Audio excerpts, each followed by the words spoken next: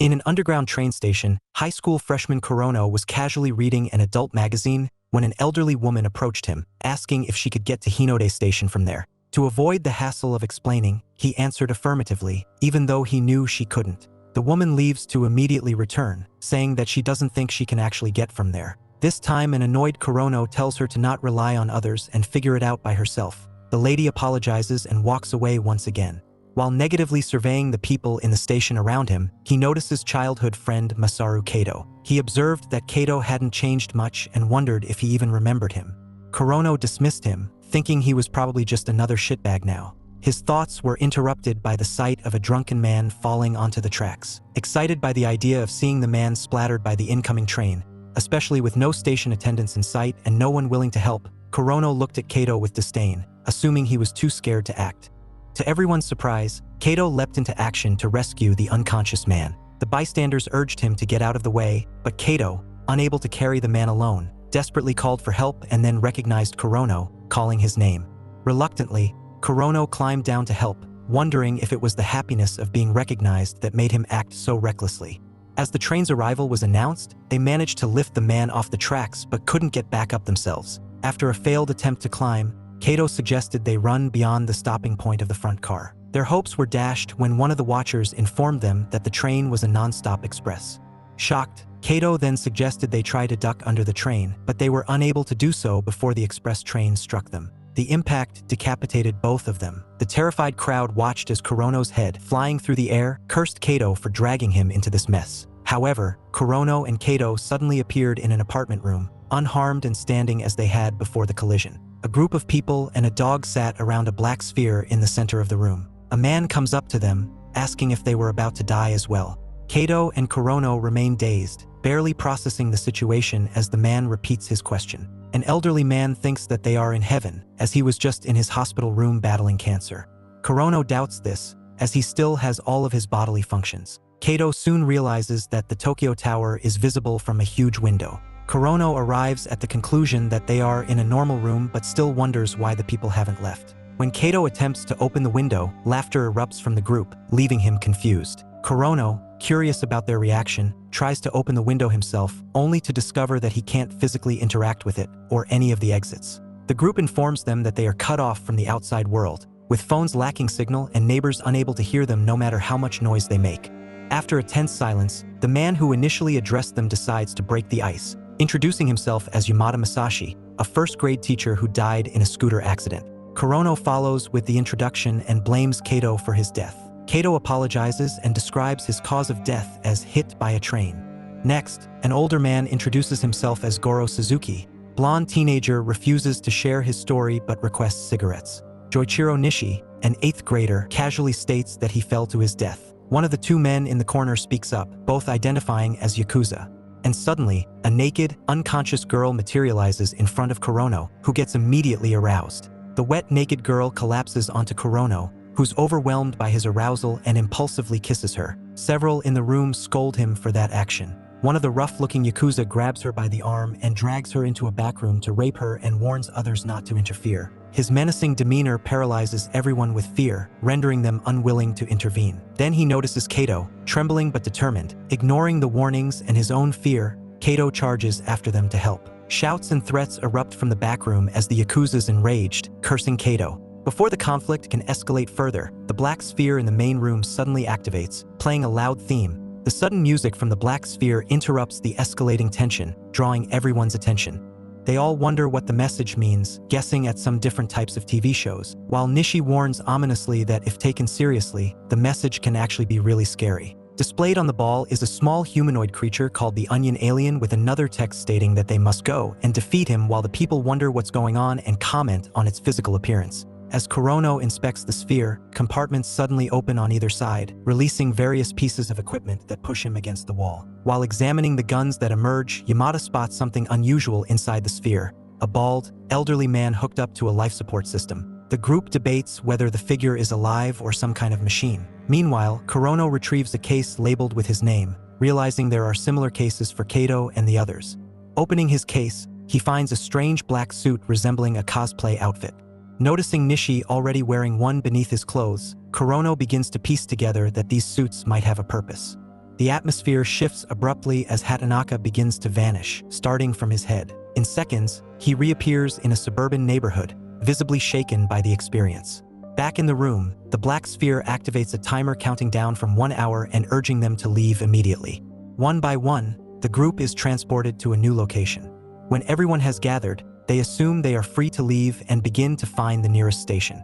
Nishi whispers something into Yamada's ears, prompting him to scream, 10 million yen, as Nishi tells him he shouldn't have said it loud. Yamada's words immediately caught everybody's attention, and they question Nishi, who reveals that his father is the producer of the show they're participating in, which offers a 10 million yen prize to whoever wins it. The mission of the show is that there are criminal aliens living on Earth, unbeknownst to humans, and that they've been scouted by the government to capture the actor playing the alien.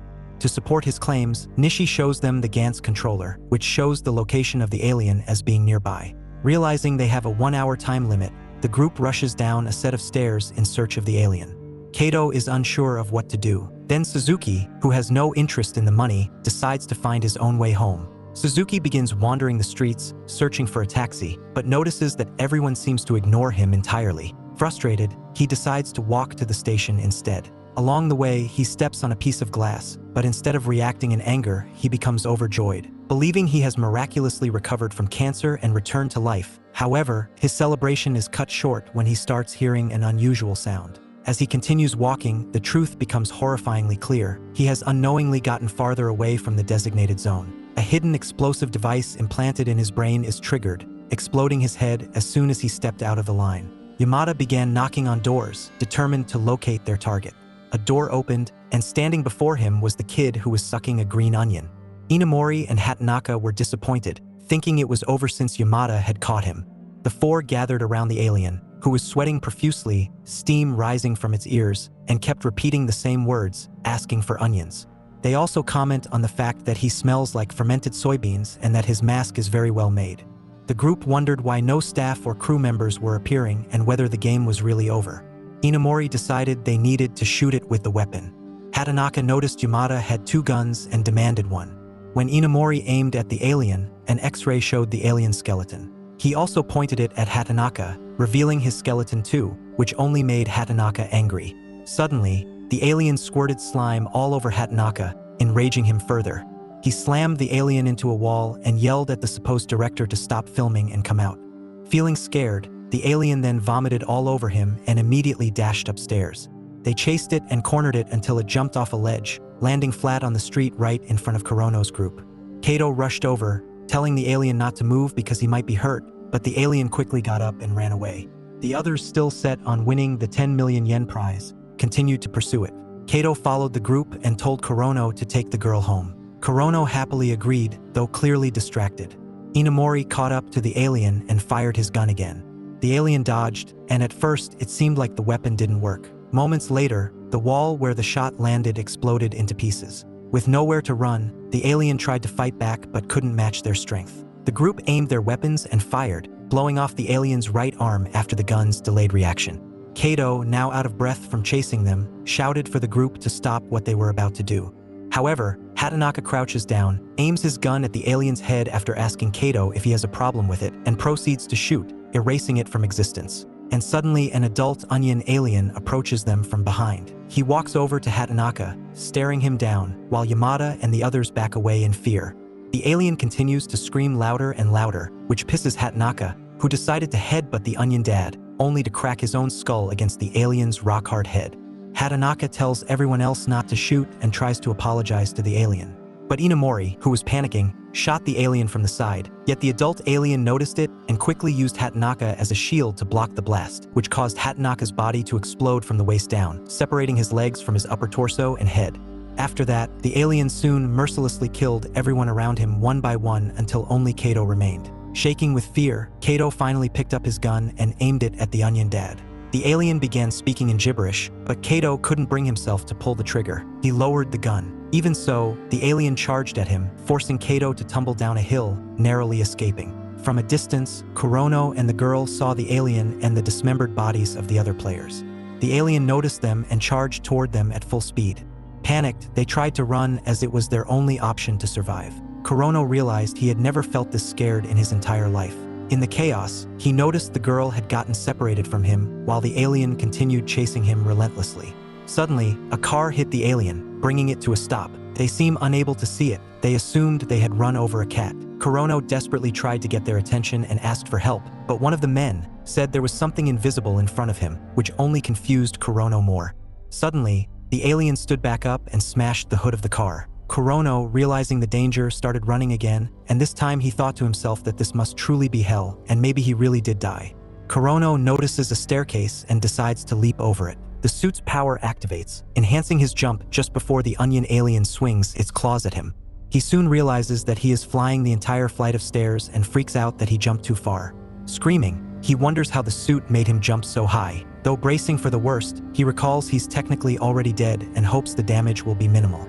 Kurono lands hard, exhaust vents under his boots releasing steam. He stumbles, crashing into a roadblock but emerges unscathed. The onion dad lands in front of him, claw wrapped around Kurono's neck. Come to the rescue, Katou grabbed the alien from behind, locking it in a chokehold while shouting for Kurono to escape. The struggle is short-lived as the alien slashes Katou's wrist, causing him to lose his grip and fall away. The alien then grabs him by the shirt, preparing to finish him off. Kurono suddenly surges with adrenaline as his suit powers up. He charges, grabbing the alien's arms and twisting them until the creature screams in agony. With its wrist apparently broken, the alien stumbles back, but Kurono still goes on the offensive. Kurono unleashes a furious barrage of punches, venting his anger and frustration, even hurling insults at the alien. Unable to take more, the creature begins to talk in Japanese, offering its green onions and begging for mercy. Suddenly, a triangular-shaped projectile hits the alien and pins it to the ground. Kurono is surprised to see Nishi, who came out of invisibility. Nishi reveals that he's been watching them the whole time and offers Kurono the chance to finish the alien for points. Nishi says that he'll let Kurono score the points for this round and tells him to shoot the alien with the gun he has.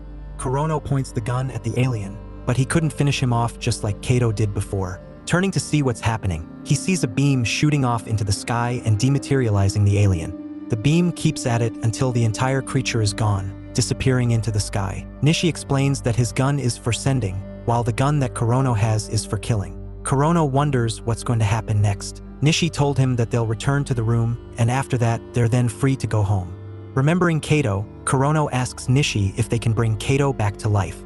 But it's impossible because only the living can return to the room, and no matter how bad the injuries are, if they manage to stay alive after the game's done, all the damages will be healed. Soon the transfer begins, and Nishi begins getting sent back to the room. Kurono desperately tries slapping Katou awake, but soon he begins to get transferred back with no life signs from Katou.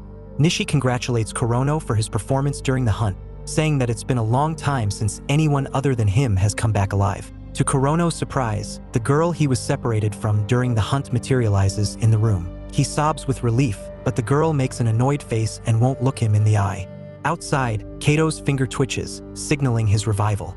As his body fully rematerialized, Katou was confused, discovering that his wounds had healed. Just then, some text appears on the black ball called Gantz by Nishi saying lets the scoring begin.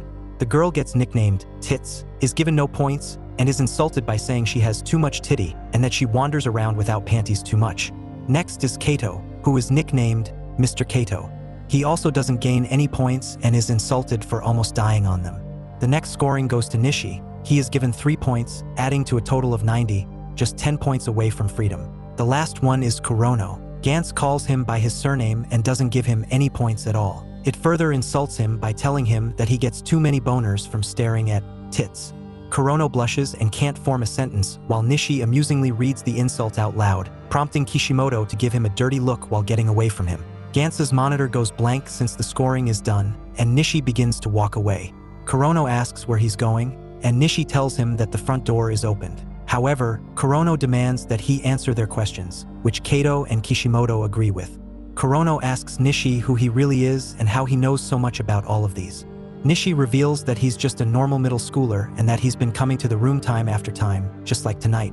Katou was angry, asking why Nishi didn't say anything earlier, for if he had, more of the other hunters might have survived. Nishi replies that he knew while the others were being killed, the alien would drop its guard and thus would be easier to kill, adding that he doesn't care if other people are alive or dead. Kurono decides to ask some more and remembers that Nishi told him that they were all alive but why no one could see them when they were outside. Nishi has his own theory about it. Their original bodies really did die, and every person sent to the room comes out of something akin to a human fax machine. In other words, they are all copies with the same memories and experiences as their originals. Nishi begins to turn invisible, and he mentions how Gantz can be a sloppy guy, mentioning that one person who went home found that his original had survived. They stop hearing Nishi and assume that he has left the room. With that, the trio went outside the streets trying to find a taxi. Much to their relief, people are finally able to see them now. Soon the taxi arrives at the girl's home. She runs inside quickly in order to change into some regular clothes. As the boys are about to leave, the girl introduces herself as Kei Kishimoto, the same last name that Kurono has. When the cab arrives at Kurono's apartment, he bids farewell to Kato, hoping to see him again later. Back to Kishimoto's, she walks into the bathroom and sees the tub covered in blood, and suddenly the house phone rings. She finds out that it's her mother who has mistaken her for her younger sister. She asks why she didn't answer her cell phone and tells her to come to the hospital immediately because Kishimoto fell in the bathtub, but it's fine now since she just regained consciousness. Kishimoto remembers what Nishi said about all of the Gantz hunters being copies of the original and that sometimes the original ends up surviving. Kishimoto hangs up, runs outside, and leaves her home, as well as her family and old life behind. The next morning, Kurono watches as the news makes a report on him and Kato saving the homeless man who had fallen onto the train tracks. The reporter also adds that the students vanished without a trace afterwards. Kurono then heard someone knocking on his door. He's confused to find a blushing and trembling Kishimoto standing at his doorstep and asks Kurono if he's willing to keep her as his pet. Kurono can't believe his ears, which causes the girl to assume that he's going to say no. However, he immediately consents to her staying at his home. That night, as Kishimoto showers, Kurono's heart beats with excitement as he considers himself so lucky for this to be happening to him. He begins to get weird ideas about the possibility of losing his virginity tonight. Kurono gets an idea and tells her that he'll be back. Running out to a nearby convenience store, he buys a magazine and condoms along with it. Back at the house, Kishimoto asks him if he has a spare futon for her to use, but Kurono doesn't seem to have one, which makes Kishimoto ask if she can sleep in his bed. Though blushing, he tries to be modest by saying that it's okay since there's no other choice. After a moment of silence, he asks her if he should just do nothing in a situation like this. She doesn't know what he means, so he spells it out for her: sex. Although surprised, Kishimoto tells Kurono that she's his pet and that owners don't have sex with their pets. Kurono can't believe what he's hearing until he finds a loophole. He had a dog that he used to hug and kiss a lot back when he lived with his family. Upon hearing this, Kishimoto finally relents, and Kurono wastes no time in groping her breast. Kishimoto also told him about how she discovered that her real body had survived her suicide attempt and that she could no longer live that life. She wonders aloud what she is, noting that there's no record of her existence and that she has no home or parents to go back to. The next day, both of them decided to go outside, spying on the other Kishimoto. After it walks past them, the two confirm that there really are two Kishimotos, and they return to Kurono's house. In the night, Kurono offers a back rub on her shoulders, and suddenly they both felt super cold. The same goes to Kato too. Kurono is still giving Kishimoto her massage, then proceeds to roughly grab her breasts, causing two of the buttons on her shirt to pop off. The two of them then begin hearing a ringing in their ears and become paralyzed along with Kato, with his head phasing into the room, where he met Nishi, who welcomed him back. Kurono once again feels uneasy knowing he's going to have to fight another scary monster again. Please consider subscribing if you want to see more videos like this.